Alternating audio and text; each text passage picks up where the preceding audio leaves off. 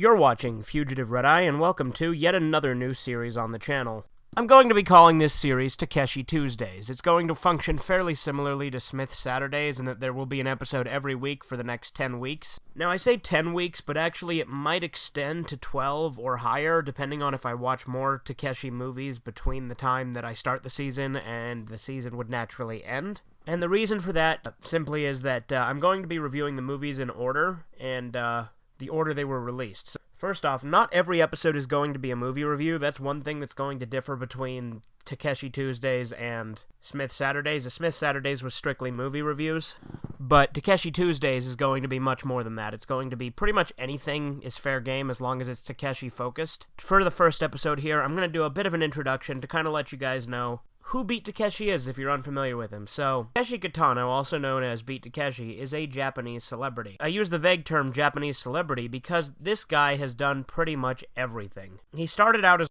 as a stand-up comedian as part of a duo called 2 Beat, along with another guy called Beat Kiyoshi, before he took his comedy solo and then eventually went on to start writing, directing, and starring in films. He starred in several films before he actually started directing them himself, but he really didn't rise to prominence as a serious filmmaker internationally until Sonatine back in 1993.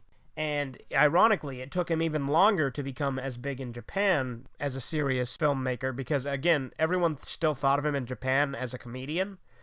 In Japan, it wasn't until Fireworks or Hanabi that he became much more respected as a genuine filmmaker over there. Beat Takeshi is by far my favorite director. He's directed 18 movies, 16 of which he starred in, all of which he also wrote and directed, and then he starred in countless other movies that he did not direct. Other than writing movies, Takeshi also created a TV series back in the 80s called Takeshi's Castle, which would later be brought to the US and changed into MXC, Most Extreme Elimination Challenge. And that was basically an obstacle course game show where people would go and compete in these obstacle courses to try and reach the end. MXC itself was a much more comedic dub of it, where they completely changed all the dialogue and rearranged the order of the segments and things like that. Other than that, Takeshi himself has also designed a video game, Takeshi's Challenge, which is notorious for being one of the worst and most difficult video games in existence. And part of the reason it's such a hard and frustrating game is because Beat Takeshi himself hates video games, and he wanted to basically make one that was kind of a fuck you to people who liked them. After Takeshi's Challenge, he would never make a video game again, but he would in fact star in Yakuza 6 as a character. And speaking of Yakuza, most of his films tend to focus on the subject of Yakuza. And part of the reason I think for that is it's very heavily implied that his father was a Yakuza, and he grew up around a lot of Yakuza, and actually growing up they were kind of like, people he looked up to, and they were kind of role models to him.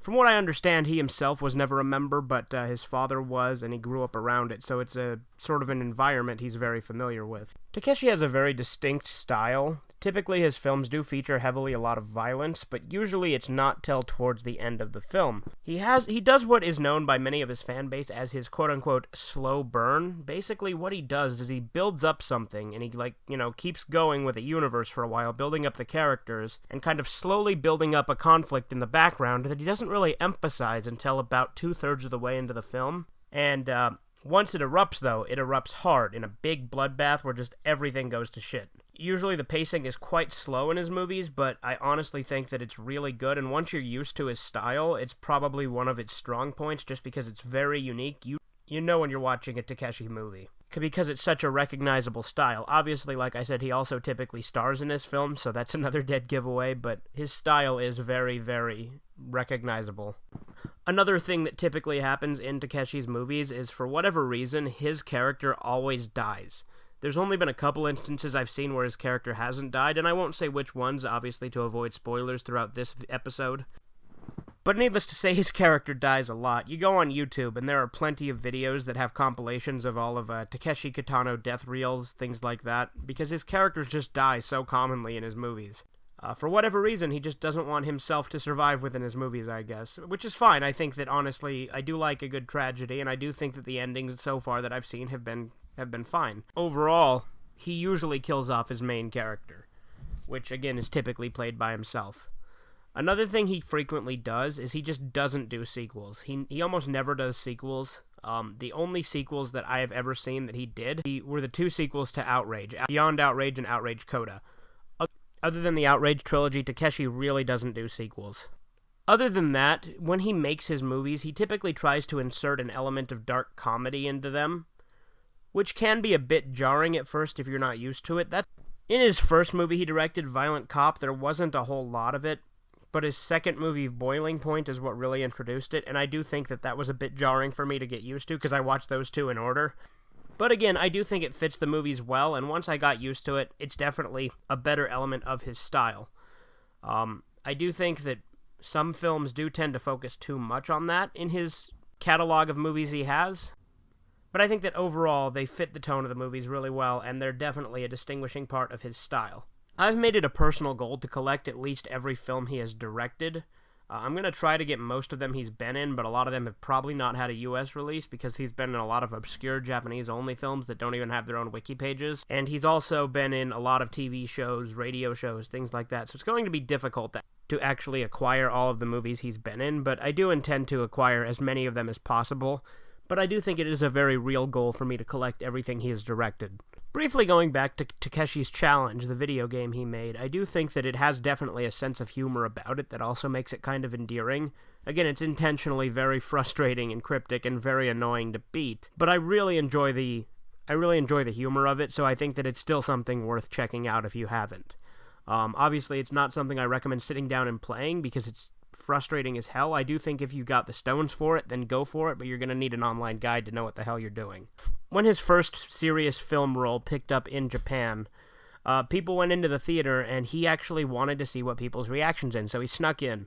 I believe it was Merry Christmas, Mr. Lawrence, specifically, that it was showing, and he snuck in, and he tried to watch and see what people thought of him, and as soon as he came on screen, they started laughing, because, again, they still thought of him as a stand-up comedian.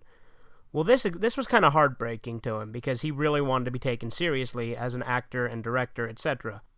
So, he decided from that point on he would stick to serious characters. And while he has since played comical characters later on in some of his films, such as Getting Any and things like that, he has more or less stuck to more serious roles. Typically, he plays Yakuza gangster-type characters, but that's not always the case. He has played Zatoichi the Blind Swordsman. He's also done autobiographical films, such as Takeshi's. He's done quite a surprising variety of movies. Again, Yakuza is typically his main subject, but he's done a lot of different things, and I really respect him as a director. He has a lot of violence in his movies and a lot of really interesting characters, and personally I think part of why I enjoy his films so much is I'm fascinated by the concept of Yakuza, so I do think that that's part of why I stick with his movies so much, is because of his interest in the Yakuza and his portrayal of it. Because I personally find that kind of thing fascinating, because I like the idea of organized crime. Not to say that I support organized crime, obviously, but I find it fascinating nonetheless. Typically, his movies are all shot in Japan. He did actually come to Hollywood to film his movie Brother, but he did not have good experiences with that, and since then has not done any of his personal movies with Hollywood. He has starred in some American films since then, but he has not filmed any other movies of his outside of Japan. Another thing that happened to Takeshi was back in '95, he was actually in a motorcycle accident, and when they came back to film Gonin, which is a movie he starred in but didn't direct, his character had an eye patch that was covering one of his eyes, and that eye patch was actually really there for medical reasons, because his eye was still leaking fluids from the motorcycle accident. But since the motorcycle accident, half of his face has been paralyzed, and it's really sad that happened to him, but he did not let that affect his career in any way, shape, or form. He immediately got right back to it, and has been making tons of movies since. And in all honesty, despite how tragic it is that the accident happened to him, I do think in some ways it adds to his character because it makes him more badass. It's hard to explain, but when you see this guy who half of his face isn't moving, and he's constantly blinking, and he has like a limp in one of his legs, to me that just seems so much more intimidating than just a regular guy. Because he seems like he could go off at any moment.